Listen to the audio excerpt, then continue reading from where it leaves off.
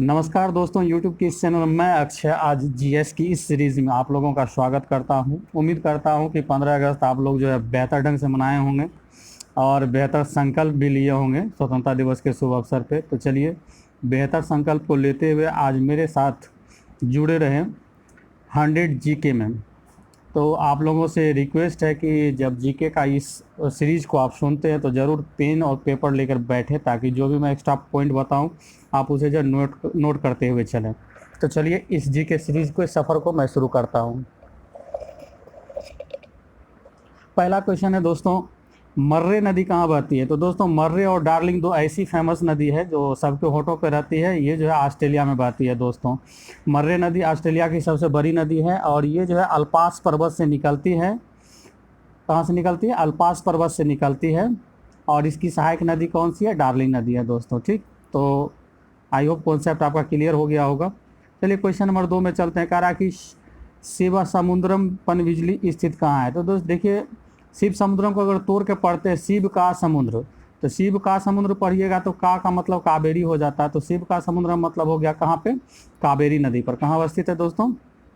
कावेरी नदी पर अवस्थित है। आगे हम लोग चलते हैं। क्वेश्चन है, निम्नलिखित में कौन कटनी में अवस्थित है? तो देखिए कटनी जो है दोस्तों ये मध्य प्रदेश में है और ये जो है सीमेंट उद्योग के लिए काफ़ी फेमस है दोस्तों। तो इसका आंसर हो जाएगा क्या? ए नंबर हो जाएगा। इसका आंसर आपका हो जाएगा ए नंबर हो जाएगा दोस्तों, सीमेंट उद्योग के लिए। मगर इसमें आप याद रख सकते हैं जैसे उर्वरक है, तो उर्वरक के लिए जो है बिहार में बरौनी भी फेमस है दोस्तों, तो बरौनी याद रख सकते हैं।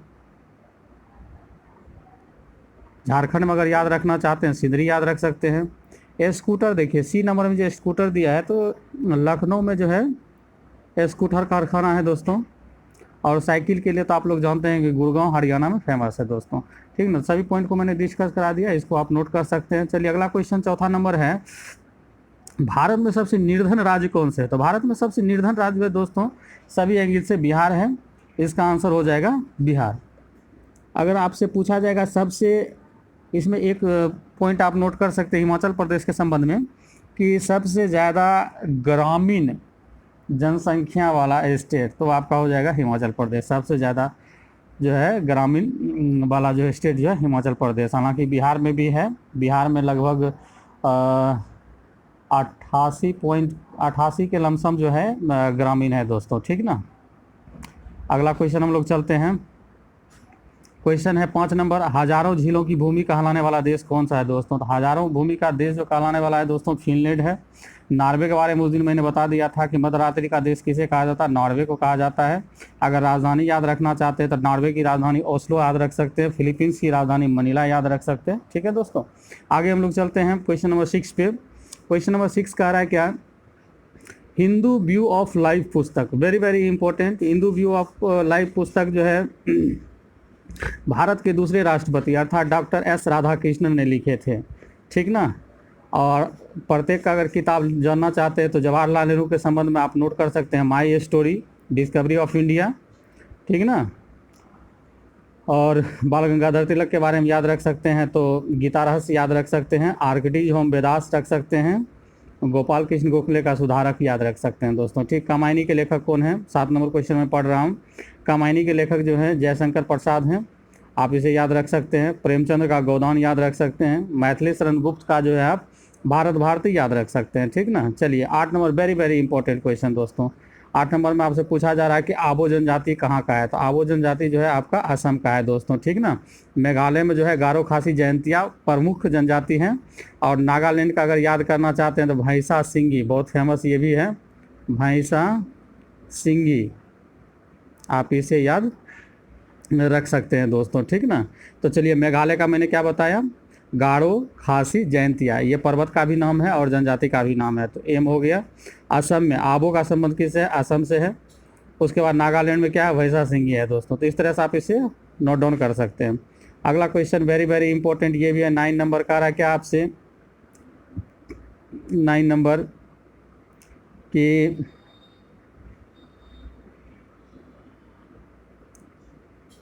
विश्वनाथ आनंद कौन खेल खेलते हैं? ये पूछा जा रहा है आपसे। तो विश्वनाथ आनंद जो है आपका शतरंज खेलते हैं और ये प्रथम भारतीय हैं जिसे जो है राजीव गांधी खेल रत्न पुरस्कार से 1991 में सम्मानित किया गया था। ठीक ना दोस्तों, तो आप इसे याद कर सकते हैं। पहला राजीव गांधी खेल रत्न पुरस्कार विजेता है। 10 नंबर वेरी वेरी इंपॉर्टेंट दोस्तों, आज मैं इसका क्रम बताऊंगा। भारत में सर्वश्रेष्ठ, चूँकि 15 अगस्त अभी तुरंत गुजरा हुआ है और इसमें आप सुने होंगे किसी को वीर चक्र मिला है तो किसी को महावीर चक्र, इस तरह से आप बराबर प्राइज सुनते रहते हैं। तो चलिए आज हम लोग देखते हैं भारत में सर्वश्रेष्ठ शौर्य पुरस्कार क्या है। देखिए दोस्तों, शौर्य पुरस्कार का 2 क्रम होता है, एक होता है शांति काल में, एक होता है युद्ध काल में। ठीक ना, तो युद्ध काल में दिए जाने वाले 3 प्रमुख जो मेडल होता है वो होता है परमवीर चक्र, महावीर चक्र और वीर चक्र। मैं जैसे बोला उसी क्रम में ये है भी। पहला जो है परमवीर चक्र, दूसरा महावीर चक्र, तीसरा वीर चक्र है दोस्तों। उसके बाद शांति काल में जो दिया जाता है दोस्तों, शांति काल में जो है सबसे दिया जाने वाला सबसे बड़ा वीरता पुरस्कार जो होता है दोस्तों, अशोक चक्र होता है, कीर्ति चक्र होता है और शौर्य चक्र होता है। ठीक ना, और हम क्या बताए थे युद्ध काल में, क्या बताए थे, परमवीर चक्र होता है, महावीर चक्र होता है और वीर चक्र होता है। मगर ये हो गया शांति के काल में, ये हो गया युद्ध के काल में। मगर दोनों का अगर कोरिलेट करते हैं तो एक इसका जो ऑर्डर तैयार होता है वो ऑर्डर इस तरह तैयार होता है। सबसे पहले हो जाता है परमवीर चक्र, उसके बाद हो जाता है अशोक चक्र, उसके बाद हो जाता है महावीर चक्र, उसके बाद हो जाता है कीर्ति चक्र, उसके बाद होता है वीर चक्र, उसके बाद होता है शौर्य चक्र। तो आप इस तरह से पाम KVS याद रख सकते हैं। पाम KVS आप जो है पूरे का ऑर्डर में याद रख सकते हैं, और जिस तरह मैं बताया इस तरह से इसको पार्टिकुलर भी आप नोट कर सकते हैं। तो चलिए क्वेश्चन नंबर 10 का अगर आंसर ढूंढा जाए तो इसका आंसर क्या हो जाएगा, बी हो जाएगा, परमवीर चक्र हो जाएगा दोस्तों। आगे हम लोग चलते हैं। 11 नंबर उस समय का करंट है, इसको मैं जंप करता हूं। आगे क्वेश्चन चलते हैं 12 नंबर में। 12 नंबर का रहा है कि मानवाधिकार दिवस कब मनाया जाता है। तो मानवाधिकार दिवस जो मनाया जाता है दोस्तों 10 दिसंबर को मनाया जाता है। मगर इसमें जितने भी डे दिया गया काफ़ी इंपॉर्टेंट है। चलिए हम सभी को 1 बाय 1 करके डिस्कस कर लेते हैं। 31 मई को नो टोबैको डे, मतलब इसको कहा जा सकता है नो टोबैको डे, धूम्रपान निषेध दिवस इसे कहा जा सकता है। ठीक ना, 31 मई को धूम्रपान निषेध दिवस मनाया जाता है। 11 जुलाई को जो है विश्व जनसंख्या दिवस मनाया जाता है और 16 अक्टूबर को विश्व खाद्य दिवस मनाया जाता है। तो आप इसे भी याद रख सकते हैं। चलिए क्वेश्चन नंबर हम लोग 13 में चलते हैं। वेरी वेरी इंपॉर्टेंट दोस्तों, क्वेश्चन आपसे पूछा गया है कि एलिफेंटा पास, पास का मतलब होता है दर्रा, पास का मतलब क्या होता है, दर्रा होता है दोस्तों। तो मतलब एलिफेंटा दर्रा कहाँ है, तो देखिए जब दर्रे की बात आएगी तो वो श्रीलंका में है। ठीक ना, अब मगर एलिफेंटा अगर जलप्रपात की बात आएगी, एलिफेंटा वाटरफॉल की बात आएगी, तो वाटरफॉल ये जो है भारत के मेघालय में है। कहाँ है ये, मेघालय में है। आप इसे याद रख सकते हैं। देखिए एलिफेंटा दर्रा कहाँ है, श्रीलंका में। वाटरफॉल मतलब एलिफेंट वाटरफॉल जलप्रपात कहाँ है, मेघालय भारत में है। अगर आपसे पूछा जाए एलिफेंटा कैब, कैब मतलब गुफा, अगर एलिफेंटा कैब पूछा जाएगा तो मतलब कहने का मतलब होगा एलोरा, ये एलिफेंटा कैब कहाँ है, तो वो महाराष्ट्र में है दोस्तों। ठीक ना, तो उसके बाद है 14 नंबर में अलगौर। तो देखिए अलगौर के बारे में पूछा गया है, तो इसको हम लोग जो है जंप कर सकते हैं, काहे कि उस समय का क्वेश्चन है, क्योंकि संयुक्त राष्ट्र के उपराष्ट्रपति उसमें अलगौर बने थे, तो उसी संबंध में ये क्वेश्चन है। मगर अभी अगर आप लेटेस्ट याद रखना चाहते हैं तो अमेरिका का जो अभी वर्तमान में जो वाइस प्रेसिडेंट है वो माइक पेंस है, माइक पेंस है, उसको आप याद रख सकते हैं। ठीक ना, अभी वर्तमान में जो अमेरिका के उपराष्ट्रपति कौन है, माइक पेंस है। चलिए अगला क्वेश्चन 15 नंबर में चल रहा है क्वेश्चन, प्रकाश संश्लेषण के समय उत्सर्जित को गैस कौन है। तो देखिए दोस्तों, प्रकाश संश्लेषण के समय पेड़ पौधा जो है CO2 को ग्रहण करता है और O2 को क्या करता है, रिमूव करता है। ठीक ना, तो इसका आंसर क्या हो जाएगा, ऑक्सीजन हो जाएगा, बी नंबर हो जाएगा दोस्तों। ठीक, 16 नंबर में हम लोग चलते हैं ब्रायोफाइलम। देखिए ब्रायोफाइलम जो बायोलॉजिकल टर्म है, इसमें जब आप इसका डिटेल पढ़िएगा तो इसमें पौधे का प्रबंधन, प्रबंधन का मतलब क्या होता है, नए पौधे का उगना। ठीक ना, तो ये किससे होता है, लीफ से होती है, पत्तियों से होती है। ठीक ना, तो 16 का आंसर क्या हो जाएगा आपका, बी नंबर हो जाएगा दोस्तों। ठीक, अगला क्वेश्चन हम लोग चलते हैं, कौन सा विटामिन वसा में घुलनशील है दोस्तों। तो वसा में जब घुलनशील की बात आएगी तो वसा में घुलने वाले विटामिन जो है एडेक होता है, ADEK, एडेक। तो आप ये चारों विटामिन का नाम याद रखिएगा। तो ये बसा में है और जल में घुलनशील जो होता है BC होता है, ठीक ना। तो आप यहाँ पे क्वेश्चन जो पूछ रहा है कि बसा में घुलनशील कौन है, तो इसका आंसर हो जाएगा C, मतलब विटामिन A। अगला क्वेश्चन हम लोग चलते हैं, कह रहा है ध्वनि का वेग सर्वाधिक कहाँ होता है। तो आप लोग जानते होंगे सब दोस्तों कि ध्वनि का वेग सबसे ज़्यादा होता है, क्या होता था, ठोस में होता है। जबकि प्रकाश का वेग सर्वाधिक कहाँ होता है, तो प्रकाश का वेग सर्वाधिक निर्वात में होता है। तो इसका आंसर हो जाएगा ध्वनि का सब सर्वाधिक वेग कहाँ होता है, ठोस में होता है। कह रहा है पेट्रोलियम के अनेक उपयोगी उत्पाद प्राप्त किए जा सकते हैं। तो ये जो है परवाजी आसवन एक प्रक्रिया है जिसके द्वारा जो है ना पेट्रोलियम को क्या किया जाता है, शुद्धिकरण किया जाता है। शुद्धिकरण करने के क्रम में जो है इसके बहुत सारे जो है प्रोडक्ट हमें प्राप्त होते हैं। तो इसका आंसर हो जाएगा D।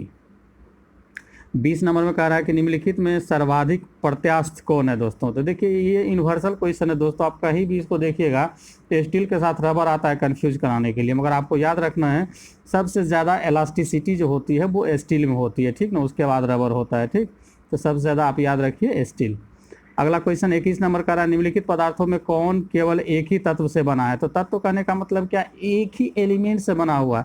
तो बालू देखिए, बालू का अगर सूत्र देखा जाए तो बालू का सूत्र जो होता है SiO2 होता है। तो ये आपका यौगिक है, ये बहुत सारे से मिल के बना है। कांच भी एक प्रकार का मिश्रण है, तो ये भी ढेर सारा चीज़ से बना होगा।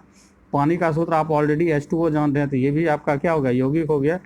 हीरा जो है शुद्ध रूप से कार्बन होता है और केवल एक ही एलिमेंट से बना होता है। तो इसका आंसर हो जाएगा क्या, C नंबर हो जाएगा। आगे हम लोग चलते हैं सोल्स। देखिए सोल्स के बारे में भी बहुत सारा क्वेश्चन पूछा गया है दोस्तों। सोल्स उस समय बहुत ज़्यादा चर्चा में रहा था।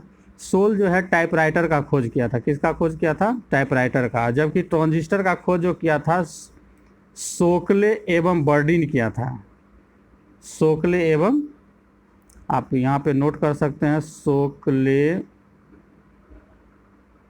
एवं बर्डिन किया था, बर्डिन, ठीक ना। रडार का तो उस दिन बताए थे रॉबर्ट वाटसन वाट किया था, तो आप इसको आसानी से याद रख सकते हैं। चलिए अगला क्वेश्चन हम लोग देखते हैं। कह रहा कौन यूरोपीय नदी ब्लैक फॉरेस्ट से निकलकर काला सागर में गिरती है दोस्तों। वेरी वेरी इंपॉर्टेंट है दोस्तों, ठीक ना। कह रहा है क्या कि कौन सी नदी ब्लैक फॉरेस्ट से निकलकर काला सागर में गिरती है। तो ये जो है वेरी वेरी इंपॉर्टेंट डैन्यूब नदी है, और यूरोप का जो है ये काफ़ी समृद्ध नदी है दोस्तों, ठीक ना। डैन्यूब नदी जो है ब्लैक फॉरेस्ट जर्मनी में है, वहाँ से निकलकर काला सागर में ये जाकर गिरती है दोस्तों, ठीक ना।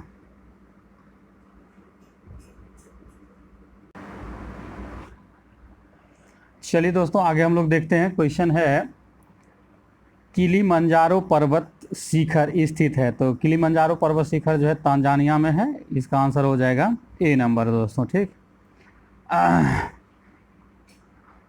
स्थानीय पवन एक उदाहरण है दोस्तों। तो स्थानीय पवन के बारे में आप अगर जानना चाहेंगे तो स्थानीय पवन होता है क्या, किसी भी क्षेत्र, मतलब किसी देश के छोटे क्षेत्र में बहने वाली एक पार्टिकुलर हवा को जो है स्थानीय हवा कहा जाता है। तो इसका आंसर हो जाएगा चिनुक। जैसे भारत में स्थानीय हवा का उदाहरण पूछा जाएगा तो हो जाएगा लू। तो भारत में भी स्थानीय पवन बहती है लू, जो कि गर्मी के मौसम में चलती है दोस्तों, ये चिनुक है। अगला क्वेश्चन हम लोग चलते हैं 26 नंबर। कह रहा है गेहूँ की सर्वाधिक प्रति हेक्टेयर उपज करने वाला देश कौन है। तो देखिए सर्वाधिक गेहूँ का उपज जो है ये चाइना करता है, ठीक ना। मगर कह रहा प्रति हेक्टेयर में सबसे ज़्यादा कौन कर रहा है, तो इसका आंसर हो जाएगा ऑस्ट्रेलिया दोस्तों। और पिछले बार हम बताए थे मांस में सबसे ज़्यादा उत्पादन करने वाला देश कौन है, अर्जेंटीना है, ठीक ना। आगे हम लोग चलते हैं, very very important 27 number. Merdeka cup किस खेल संबंधित है दोस्तों। तो फुटबॉल से है। मर्डेका कप फुटबॉल से दोस्तों है, ठीक।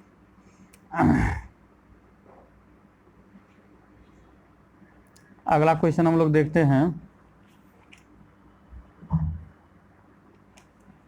आलोक कुमार। तो देखिए उस समय जो है तो ये क्या करने का मतलब करेंट है, तो इसको हम लोग जंप कर जाते हैं 28 नंबर को। इक्वाडोर की राजधानी कहाँ है। तो ये हम बताए थे, पिछले बार भी बताए थे। इक्वाडोर की राजधानी कहाँ है, क्विटो है। लीमा की राजधानी आप लोग जानते हैं, लीमा।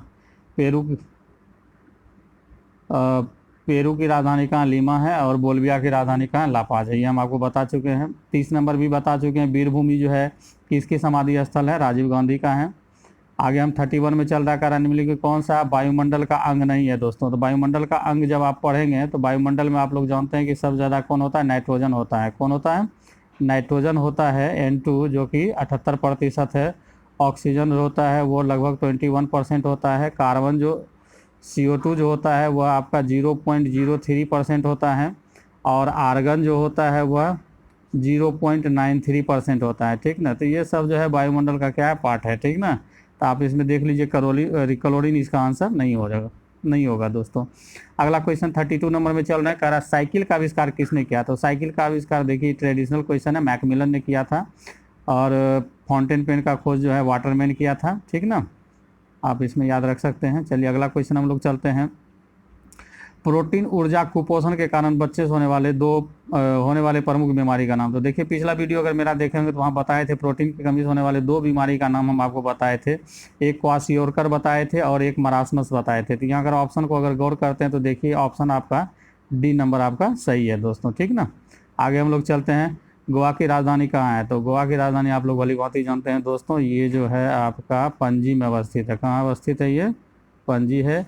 और अगर आपसे पूछा जाए गोवा किस नदी के किनारे अवस्थित है, तो ये मांडवी नदी के किनारे मतलब अवस्थित है, ठीक ना। आगे चलते हैं, very very important 35 number, Ellora कंदराओं में मंदिर की गुफाओं की संख्या कितनी है। तो देखिए एलोरा की गुफाओं में जो है 34 कैव है दोस्तों, ठीक ना। तो आप इसको याद रख सकते हैं, कितना कैव है यहाँ पे, 34 कैव है। और ये कैव जो है हिंदू धर्म, बौद्ध धर्म और जैन धर्म 3 धर्मों से जुड़ा हुआ है। बहुत बार क्वेश्चन पूछा जा चुका है कि एलोरा की गुफाएं किस धर्मों से संबंधित है। तो हिंदू धर्म, बौद्ध धर्म, जैन धर्म तीनों से जुड़ा हुआ है दोस्तों, ठीक ना। और इसे जो यूनेस्को के द्वारा विश्व धरोहर में शामिल भी किया गया है। इसमें 34 गुफाएं हैं, और इस गुफा का निर्माण मतलब इस मंदिरों का, एलोरा के मंदिरों का निर्माण जो कराया गया था राष्ट्रकूट वंश के शासक कृष्ण प्रथम के द्वारा करवाया गया था दोस्तों। यहाँ पे चलते चलते एक क्वेश्चन और नोट कर सकते हैं, अजंता की गुफा, ये बौद्ध धर्म से जुड़ा हुआ है, ये भी औरंगाबाद महाराष्ट्र में अवस्थित है। इसमें कुल 29 गुफाएं हैं दोस्तों, ठीक ना। और ये जो है बौद्ध धर्म के महायान से जुड़ा हुआ है, ठीक। आगे हम लोग चलते हैं, कुतुब मीनार का निर्माण किसने। देखिए कुतुब मीनार की नींव किसने रखा, तो कुतुबुद्दीन ऐबक ने रखा था। और कुतुब मीनार का निर्माण किसने करवाया था, तो शमसुद्दीन इल्तुतमिश करवाया था दोस्तों, ठीक ना। तो इसका आंसर हो जाएगा बी। अगला क्वेश्चन हम लोग चलते हैं, कबीर दास के उपदेशों का सबसे महत्वपूर्ण संकलन कहाँ हुआ था। तो बीजक में जो है कबीर दास ने अपने उपदेशों को क्या किया था, संकलन किया था, ठीक ना। इसमें जैसे आदि ग्रंथ के बारे में हम जाने, आदि ग्रंथ किसने लिखा था, तो ये गुरु अर्जुन देव लिखे थे। रत्नावली किसने लिखा था, तो रत्नावली हो गया, नागानंद हो गया और प्रियदर्शिका हो गया, ये तीनों जो है हर्षवर्धन लिखे थे, ठीक ना। और रत्नावली जो थे तुलसीदास की पत्नी का नाम था, ठीक ना दोस्तों। पत्नी को छोड़कर जब निकले थे, क्या कहते हैं, गृह त्याग किए थे, तब जाके तुलसीदास जो है रामचरितमानस को लिखे थे। अगला क्वेश्चन हम लोग चलते हैं 38 नंबर का रहा कि आइजोल जो है राजधानी किसकी है। तो चलिए हम लोग एक एक करके इसको देख लेते हैं। त्रिपुरा की राजधानी अगरतला है, मणिपुर की राजधानी इम्फाल है, मिजोरम की राजधानी आइजोल है, और नागालैंड की राजधानी कोहिमा। तो इसका आंसर हो जाएगा 38 का सी।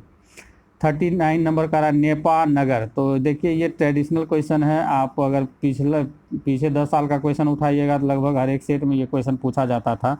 नेपा नगर, देखिए नेपा नगर जो अखबारी कागज़ के लिए प्रसिद्ध है, और ये नेपा नगर है कहाँ, तो MP में है दोस्तों। कहाँ है ये, MP में, इसे आप याद रख सकते हैं, और ये अखबारी कागज़ के लिए फेमस है, ठीक। अगला क्वेश्चन हम लोग चलते हैं, कह रहा कि चेन्नई का स्टडी कॉर्ड कितना है। तो चेन्नई का स्टडी कॉर्ड जानने से पहले हम लोग सभी का स्टडी कॉर्ड जान लें। देखिए 011 जो है आपका दिल्ली का है, ठीक ना, किसका है, दिल्ली का है। 022 जो है आपका मुंबई का है, और 033 जो है कोलकाता का है, और 044 जो है आपका चेन्नई का है, ठीक ना। आप इस तरह से याद रख सकते हैं। चलिए अगला क्वेश्चन हम लोग 41 देख रहे हैं, कह रहा मेरीना बीच स्थित है। तो मेरीना बीच जो है तमिलनाडु के तट पर अवस्थित है। तो इसमें अगर आंसर देखा जाए तो आंसर हो जाएगा ए, चेन्नई। मेरीना बीच कहाँ है, चेन्नई में है, जबकि जुहू बीच अगर आपसे पूछा जाए तो मुंबई में है, ठीक ना। ये 42 नंबर उसमें क्वेश्चन पूछा गया था, इसको हम लोग जंप करते हुए निकलते हैं 42 को।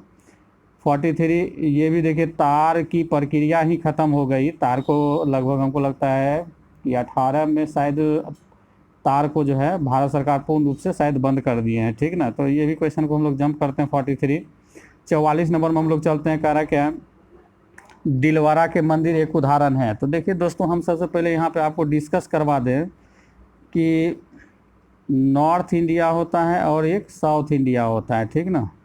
तो नॉर्थ इंडिया में जो है जो मंदिर बनाने की कला है उसे नागर शैली कहा गया है। ठीक, और साउथ इंडिया में जो बनता है उसे द्रविड़ शैली कहा गया, ठीक ना। और दोनों का जो मिला जुला रूप होता है उसे बेसर शैली कहा गया, ठीक ना।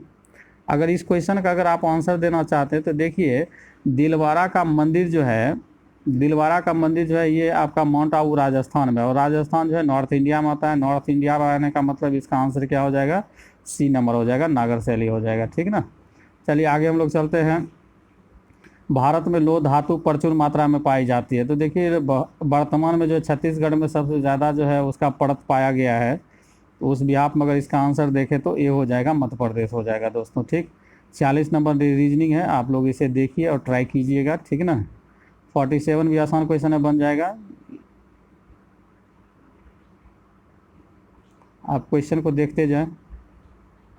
चलिए 51 से फिर जो है जीके को स्टार्ट किया, मैं जीके को डिस्कस करा देता हूँ। करा 51 नंबर में, दूध में जो है फैट धारिता कम हो जाती है। तो आप लोगों को पता होगा दोस्तों, दूध में जो है फैट जो है ग्रीष्म ऋतु गर्मी में सब मतलब कम हो जाता है, ठीक ना।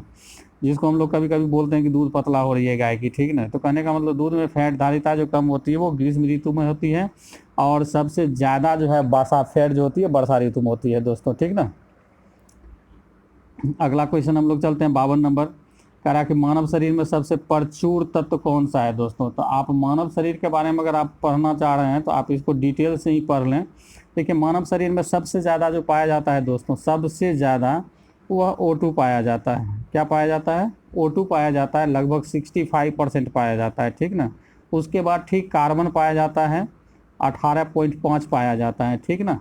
उसके बाद हाइड्रोजन पाया जाता है, ये 9.5 पाया जाता है, और नाइट्रोजन पाया जाता है 3.2 पाया जाता है। उसके बाद कैल्शियम जो है पाया जाता है वह 1.5% पाया जाता है।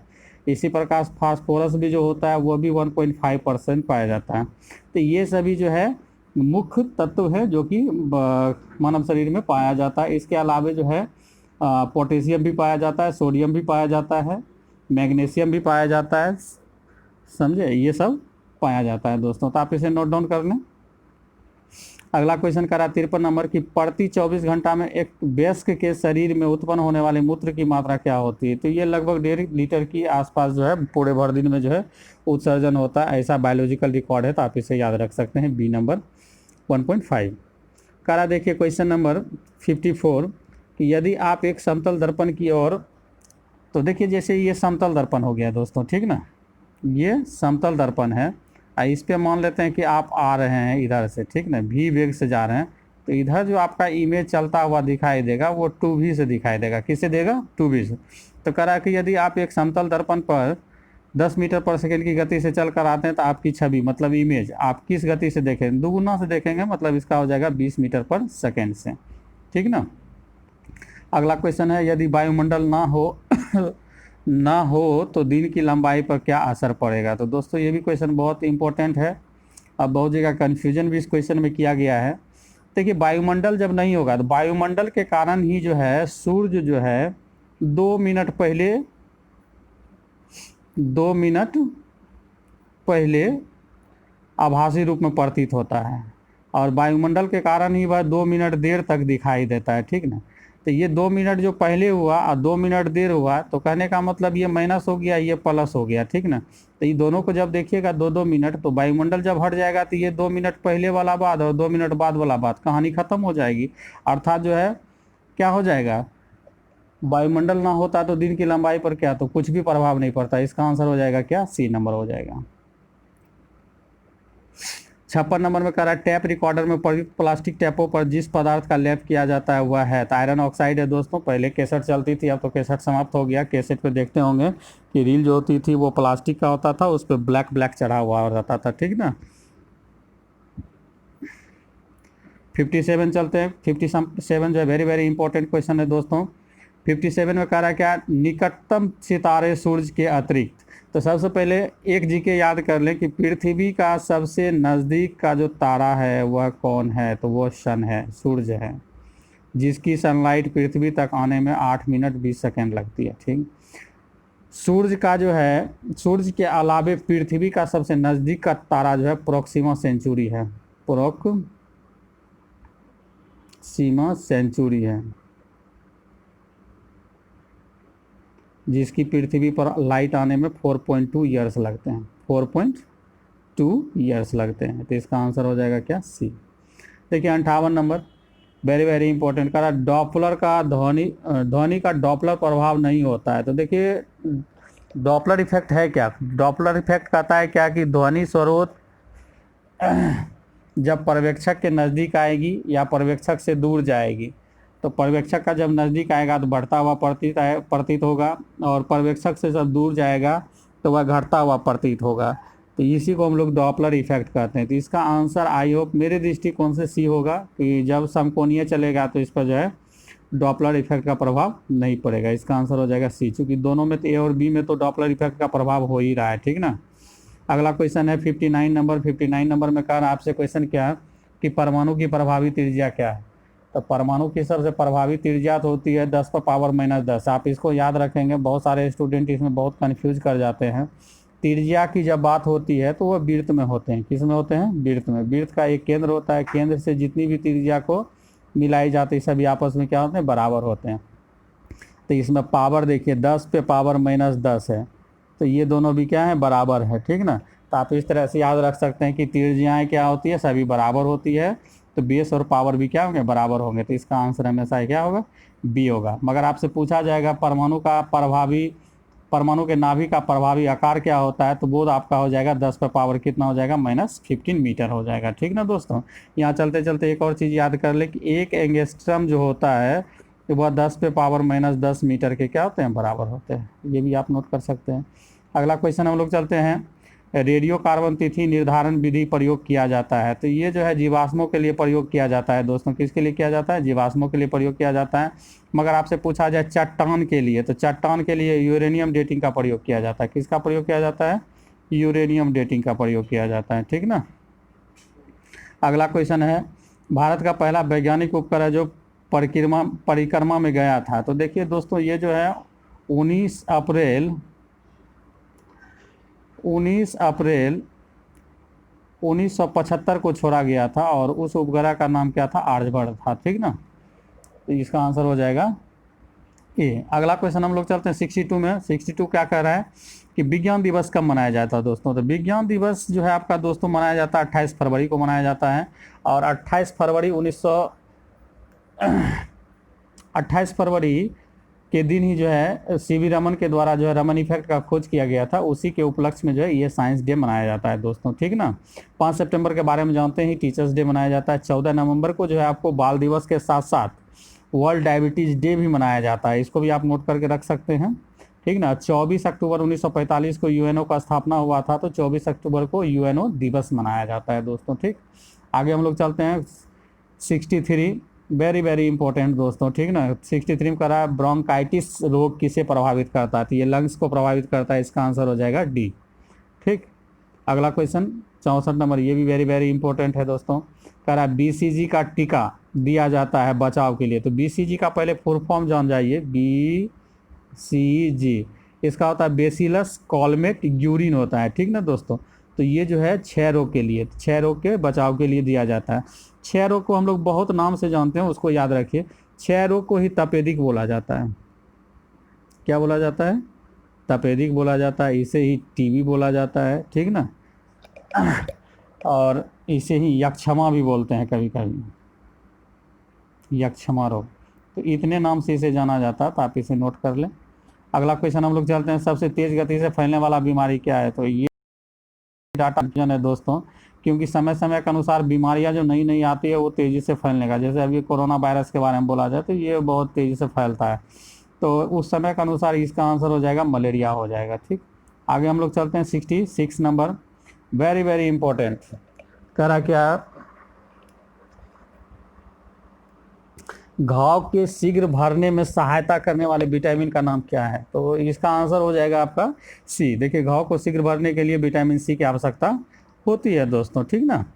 तो इसका आंसर हो जाएगा सी। मगर हम लोग सभी के बारे में जानेंगे। विटामिन के जो होते हैं ब्लड क्लॉटिंग के लिए फेमस होते हैं, मतलब रक्त थक्का करने के लिए जो विटामिन के की आवश्यकता होती है, और जनन क्षमता बढ़ाने के लिए जो विटामिन ई की ज़रूरत होती है, रतौंधी और जरबथोलिया को हटाने के लिए विटामिन ए की आवश्यकता होती है, ठीक ना। चलिए अगला क्वेश्चन हम लोग देखते हैं 67 नंबर। करा के आनुवांशिक कूट के संग्रह के लिए उत्तरदायी अणु है। तो देखिए अनुवांशिक कोड, जेनेटिक कोड जो होता है वो डीएनए में संग्रहित होती है, ठीक ना। आप बराबर सुनते होंगे किसी भी व्यक्ति का जो है पहचान जो है डीएनए टेस्ट से होती है, जो कि जेनेटिकली कैरी होता है, ठीक ना। तो इसका आंसर हो जाएगा डीएनए हो जाएगा, ठीक ना। आगे हम लोग चलते हैं क्वेश्चन 60।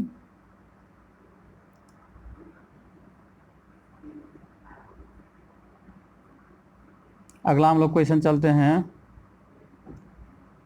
68 नंबर का है, जब कोई व्यक्ति सोता है तो उसका रक्तचाप क्या होता है। तो दोस्तों जब कोई व्यक्ति सोता है तो उसका ब्लड प्रेशर जो है घट जाता है दोस्तों, ठीक।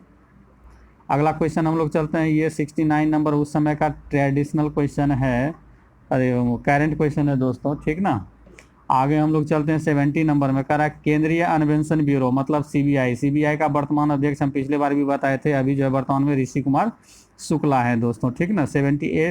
71 number very very important question कह रहा है आपसे क्या कि मदर टेरेसा द्वारा संस्थापित संस्था को कहा जाता है। तो इसको मिशनरीज ऑफ चैरिटी कहा गया था और इसकी स्थापना 1950 ईस्वी में कहाँ हुआ था, कोलकाता में हुआ था। कहाँ हुआ था, कोलकाता में हुआ था, ठीक ना।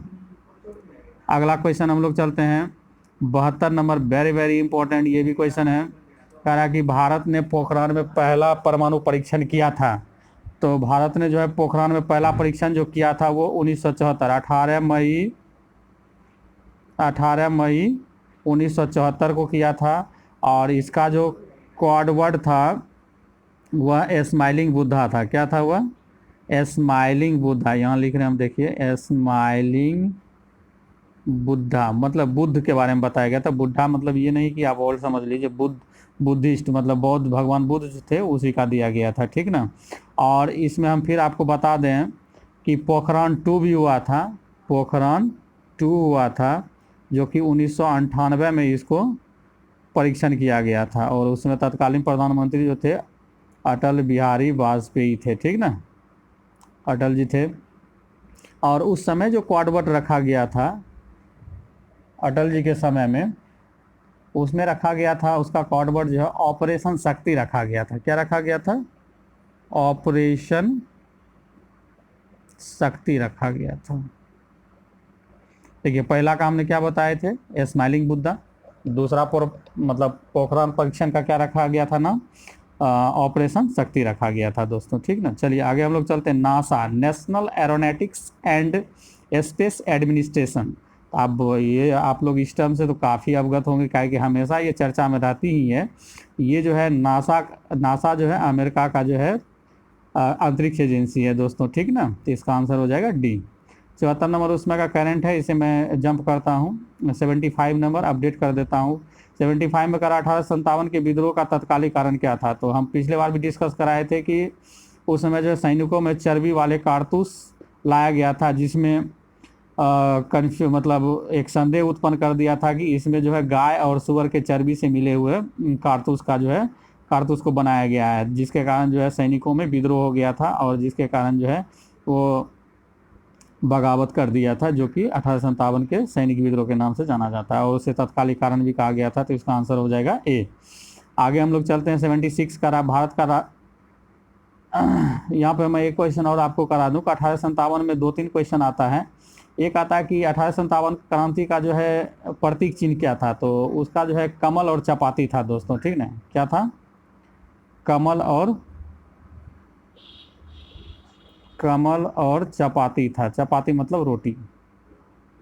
और उस समय जो है चपाती, और उस समय जो है गवर्नर कौन थे, तो लॉर्ड आपका कैनिंग थे। कौन थे, लॉर्ड कैनिंग थे, ठीक, ये आप याद रख सकते हैं। चलिए 76 नंबर वेरी वेरी इंपॉर्टेंट, भारतीय राष्ट्रीय कांग्रेस की स्थापना। तो ये 28 दिसंबर 1885 ईस्वी को हुई थी। कहाँ हुई थी, तो बॉम्बे में हुई थी। बॉम्बे के किस स्कूल में हुआ था, तो गोकुल दास तेजपाल संस्कृत महाविद्यालय में इसकी पहली बैठक हुई थी, ठीक ना दोस्तों। और पहली बैठक में 72 सदस्य भाग लिए थे और इसके प्रथम अध्यक्ष जो हुए थे व्योमेश चंद्र बनर्जी था, ठीक ना। अगला क्वेश्चन हम लोग चलते हैं 77 नंबर, भारत में सत्याग्रह का महान प्रयोग संपन्न हुआ था। तो देखिए सत्याग्रह का सबसे पहला प्रयोग जो 1896 ईस्वी में महात्मा गांधी जो साउथ अफ्रीका में किए थे। उसके बाद जब भारत आए थे, तो भारत आने के बाद जो है सबसे पहला सत्याग्रह का प्रयोग 1917 ईस्वी में चंपारण बिहार में किया गया था। तो इसका आंसर हो जाएगा बी। 78 संविधान सभा की प्रारूपीय समिति का अध्यक्ष, मतलब ड्राफ्टिंग कमेटी का जो है प्रेसिडेंट कौन बनाया गया था? तो बी आर अम्बेडकर को बनाया गया था। उसमें टोटल अध्यक्ष लगा के 7 सदस्य थे। आगे हम लोग चलते हैं। 79 नंबर का रहा, उस समय इंग्लैंड का प्रधानमंत्री कौन था जब भारत को स्वतंत्रता प्राप्त हुई थी? आपको बताते चले, जिसमें भारत स्वतंत्र हुआ था उस समय जो है क्लीमेंट एटली जो है इंग्लैंड के प्रधानमंत्री थे, और ये लेबर पार्टी से संबंधित थे। कौन से संबंधित थे? लेबर पार्टी से थे। ठीक, आगे हम लोग चलते हैं। गांधी जी किसे अपना राजनीतिक गुरु मानते थे? तो देखिए, गांधी जी जो है अपना राजनीतिक गुरु गोपाल कृष्ण गोखले को मानते थे, और गोपाल कृष्ण गोखले राजनीतिक गुरु किसको मानते थे? एम जी रानाडे को मानते थे। किसको मानते थे? एम जी रानाडे को मानते थे। ठीक ना। आगे हम लोग चलते हैं। सेन वंश, सेन वंश के संस्थापक कौन थे? विजय सेन थे, और इसकी राजधानी कहाँ थी? लखनऊ थी। ठीक ना। आगे हम लोग चलते हैं 82 में करा बुद्ध चरित्र। तो बुद्ध चरित्र के बारे में हम 2-3 स्टेटमेंट आपको बता दें। रामायण, बौद्ध धर्म का रामायण किसे कहा जाता है? तो बुद्ध चरित्र को कहा जाता है, और इसके लेखक कौन है? अश्वघोष हैं। ठीक ना। 83 में चलते हैं। जलियांवाला बाग हत्याकांड हुआ था 1919 ईस्वी में, और उस समय जो गवर्नर जनरल थे लॉर्ड चेम्सफोर्ड थे दोस्तों। ठीक ना। रॉलेट एक्ट भी जो है 1919 में ही हुआ था। आगे हम लोग 84 में चल रहे, कह रहा है कि मुगल सम्राट अकबर का जन्म कब हुआ था? 1542 ईस्वी में हुआ था, राजा बीरसाल के यहाँ हुआ था। ठीक ना। और 1556 में गद्दी को संभाला था। ठीक ना। तो कभी कभी इसका जो है डिफरेंस पूछ देता है, तो 1556 और 1542 को जब डिफरेंस कीजिएगा तो 14 वर्ष होता है। तो 14 वर्ष की अवस्था में वह गद्दी पर बैठा था। ठीक ना। 85 नंबर, भारत का पहला अफगान शासक कौन था? तो भारत का पहला अफगान शासक जो दोस्तों था बहलोल लोदी था, जो दिल्ली सल्तनत पर जो है लोदी वंश का स्थापना किया था। और लोदी वंश का अंतिम शासक जो हुआ था, ऐसे लोदी वंश में 3 ही प्रमुख शासक हुए थे, बहलोल लोदी, सिकंदर लोदी और इब्राहिम लोदी। इब्राहिम लोदी के बाद जो है लोदी वंश समाप्त हो गया था दोस्तों। 86 में चलते हैं। भारतीय संविधान ने प्रावधान किए हैं एकल नागरिकता, ये ब्रिटेन से लिया गया, इसका आंसर हो जाएगा ए। 87 नंबर, भारत में उद्घोषित मौलिक अधिकार में संशोधन किया जा सकता है। तो 87 में देखिए कह रहा है कि मौलिक अधिकार में जो है संशोधन जो किया जा सकता है वो केवल संसद के द्वारा ही किया जा सकता है। ठीक ना। अगला क्वेश्चन हम लोग चलते हैं।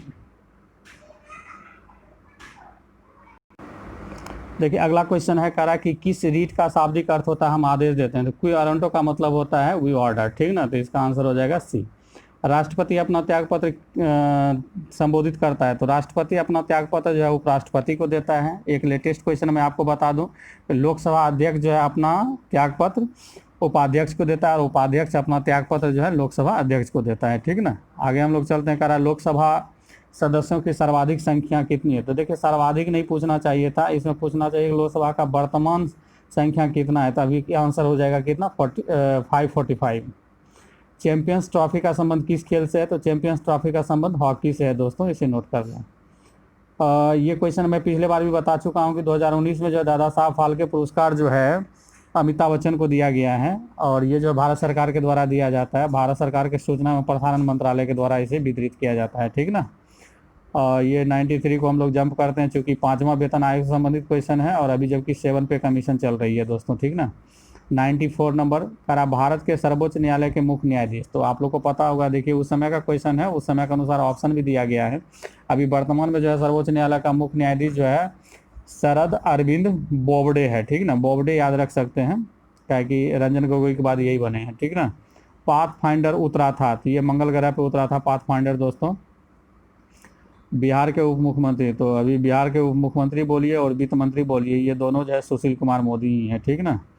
अगला हम लोग चलते हैं 97 का। 1 जुलाई 1997 को ब्रिटेन ने चीन को वापस किया था। तो हांगकांग का क्षेत्र जो है चीन वापस किया था दोस्तों, इसका आंसर हो जाएगा सी।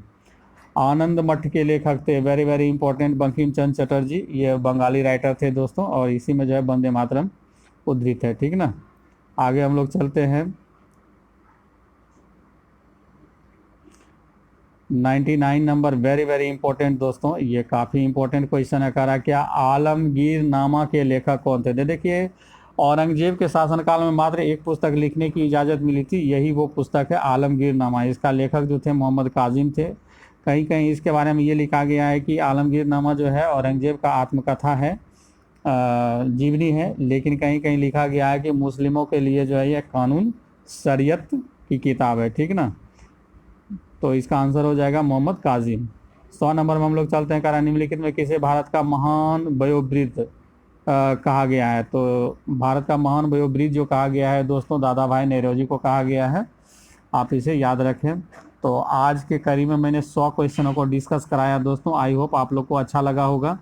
और लास्ट में आप लोग से एक रिक्वेस्ट है कि जब वीडियो अच्छा लगे तो इसे ज़रूर लाइक करें, शेयर करें, और अगर कुछ खामियां हो तो ज़रूर कमेंट बॉक्स में लिख के हमें सुझाव दें, ताकि मैं वीडियो को अपग्रेड कर सकूं और उसमें सुधार ला सकूं। ठीक ना? तब तक के लिए दोस्तों धन्यवाद। जय हिंद।